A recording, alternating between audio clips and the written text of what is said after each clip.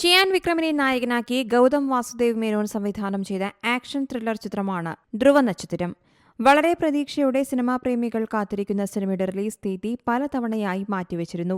2016 shooting ആരംഭിച്ച സിനിമയ്ക്ക് ഇതുവരെ തിയേറ്ററുകളിലെത്താനായിട്ടില്ല. ഇപ്പോഴിതാ സിനിമയുടെ റിലീസിനെക്കുറിച്ച് പ്രതീക്ഷ നൽകുന്ന ഒരു അപ്ഡേറ്റാണ് പുറത്തുവരുന്നത്. സിനിമയുടെ കേരള വിതരണക്കാർ നൽകുന്ന അപ്ഡേറ്റ് പ്രകാരം ചിത്രം മെയ് 1 പുറത്തിറങ്ങുമെന്ന വാർത്തയാണ് ഇപ്പോൾ വരുന്നത്.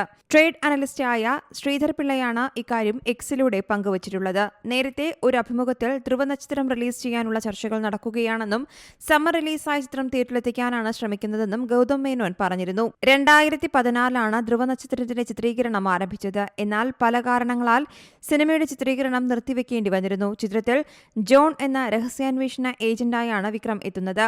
ചിയാനൊപ്പം മലയാളത്തിന്റെ സ്വന്തം വിനായകനും സിനിമയിൽ ഒരു പ്രധാന കഥാപാത്രത്തെ അവതരിപ്പിക്കുന്നുണ്ട്.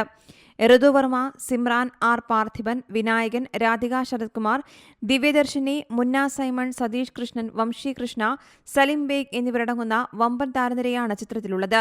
News desk see Malayalam news. പുതിയ വാർത്തകളും വിശേഷങ്ങളും ഇനി വിരൽ തുമ്പിൽ. എല്ലാ ഡിജിറ്റൽ പ്ലാറ്റ്ഫോമുകളിലും ഇപ്പോൾ സീ മലയാളം ന്യൂസ് ലഭ്യം.